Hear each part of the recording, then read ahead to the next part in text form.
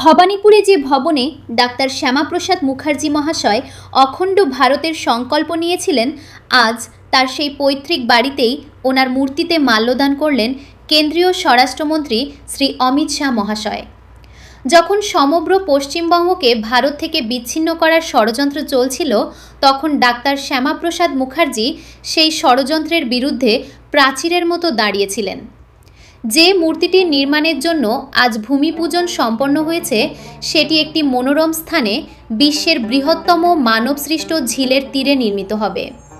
সেখানে ডাক্তার শ্যামাপ্রসাদ মুখার্জির একটি দৃষ্টিনন্দন মূর্তি গড়ে উঠবে। সঙ্গে ভারতের নিরাপত্তা সংক্রান্ত গবেষণার জন্য ডাক্তার শ্যামাপ্রসাদ মুখার্জির নামে একটি গবেষণা প্রতিষ্ঠানও প্রতিষ্ঠিত হবে। आज जिस मूर्ति का हम भूमि पूजन कर आए हैं, एक मनमोहक लोकेशन पर मानव निर्मित सबसे बड़ी झील के किनारे पर एक सुंदर मूर्ति वहां बनने जा रही है। और आज मैंने शुभेंदु जी को हाँ कहा है और शुभेंदु जी को सुझाव कहा है, उन्होंने हाँ भी बोला है। वहां पर भारत की सुरक्षा के लिए रिसर्च करने वाला श्यामा प्रसाद मुखर्जी इंस्टीट्यूशन भी वहां पर ही स्थापित होगा। श्यामा प्रसाद मुखर्जी जी ने अपने जीवन का बलिदान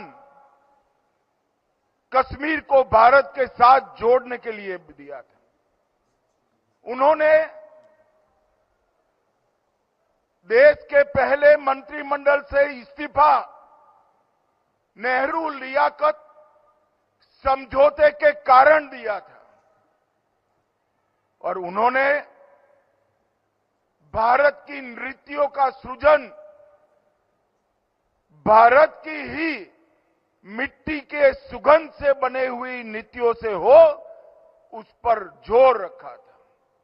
उनके मृत्यु के 63 साल बाद आज बंगाल में 125वीं जयंती के अवसर पर 125 फुट ऊंची उनकी भव्य प्रतिमा का आज शिलान्यास हुआ है।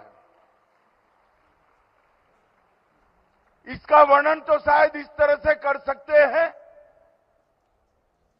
कि श्यामा प्रसाद मुखर्जी की पार्टी की सरकार आई, इनकी विचारधारा की सरकार आई, देशभक्तों की सरकार आई, तो श्यामा प्रसाद जी का आज उनके ही राज्य में सम्मान करने का काम कर रही है।